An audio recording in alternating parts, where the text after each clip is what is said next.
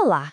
Já parou para pensar como é que um bloco bruto de metal se transforma naqueles objetos complexos, super precisos que a gente usa todo dia? Sabe? Das peças de um carro até o fiozinho dentro de um cabo, tudo começa com uma transformação fundamental. Então hoje, a gente vai mergulhar em como a indústria literalmente molda o mundo ao nosso redor usando a força.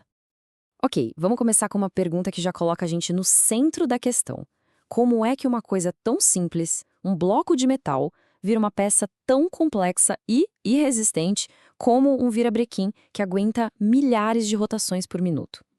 Pois é, a resposta está toda em como se aplica uma força gigantesca, mas com uma precisão cirúrgica. E essa frase resume tudo. A conformação mecânica é basicamente isso. A arte de aplicar uma pressão absurda, mas de forma super controlada, para deformar o metal sólido e dar a ele uma nova forma. E o mais importante, sem remover material. É a base da fabricação de, incontáveis componentes industriais. Para a gente entender esse universo, o jeito mais fácil é dividir em duas grandes famílias. Pensa assim, ou estamos trabalhando com o volume total de um bloco de metal, ou estamos trabalhando com a superfície de uma chapa fininha. Essa é a primeira grande classificação que ajuda a organizar todo o resto. Bora começar então pela primeira categoria. Aqui o objetivo é remodelar grandes blocos de metal, sabe? Alterando de forma bem significativa a sua forma tridimensional. Estamos falando de processos de altíssima força em grande escala. O forjamento é um dos processos mais antigos e, olha, mais poderosos. A lógica por trás é até que bem simples. O metal é aquecido e depois espremido com uma força absurda até ele preencher completamente a cavidade de um molde. Esse molde, na indústria, a gente chama de matriz. Essa pressão toda pode ser aplicada com pancadas, como marteladas, ou de forma contínua, como a prensa. E mais interessante aqui é a consequência dessa compressão toda. O forjamento meio que organiza, alinha os grãos internos do metal. O resultado? Peças com uma resistência mecânica e a fadiga que são, assim, excepcionais. É justamente por isso que ele é usado para criar componentes críticos, como aquele virabrequim que a gente falou lá no comecinho. Agora, vamos para a laminação. Aqui, o metal passa no meio de um conjunto de rolos que giram em sentidos opostos.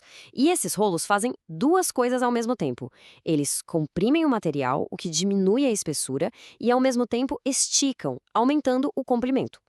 Essa analogia do rolo de macarrão é perfeita para entender. É exatamente assim que a indústria produz em massa as matérias-primas para um monte de outras aplicações.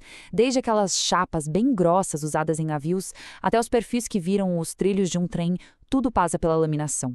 Agora, a extrusão. A força aqui também é de compressão, só que aplicada de um jeito um pouquinho diferente, mais contido.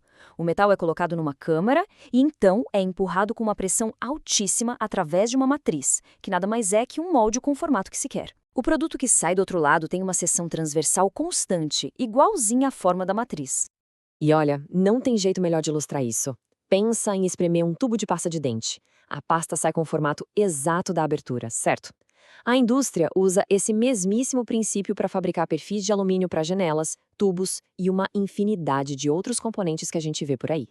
A trefilação pode até parecer com a extrusão à primeira vista, mas tem uma diferença, crucial. Em vez de empurrar o metal, a trefilação puxa o metal. A força aplicada aqui é de tração, esticando o material através de uma matriz em formato de cone, a fieira, para ir reduzindo o diâmetro dele aos poucos.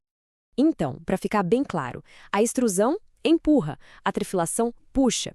Essa diferença, que parece simples, define totalmente a aplicação de cada processo. Enquanto a extrusão é ótima para criar perfis complexos, a trefilação é a campeã na produção de coisas longas e finas, como arames e cabos de aço. E com isso, a gente fecha essa primeira grande família de processos.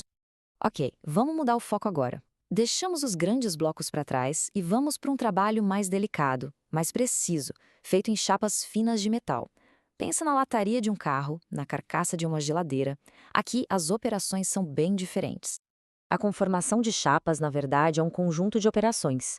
A gente tem a estampagem, que é o que dá volume a uma chapa plana, o estiramento, que a alonga, o corte ou cisalhamento, que é basicamente para definir o contorno da peça, e o dobramento, que cria as formas finais e dá rigidez à estrutura.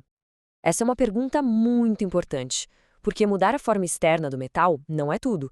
Essas operações de esticar, de dobrar, causam uma reorganização bem profunda lá na microestrutura do material.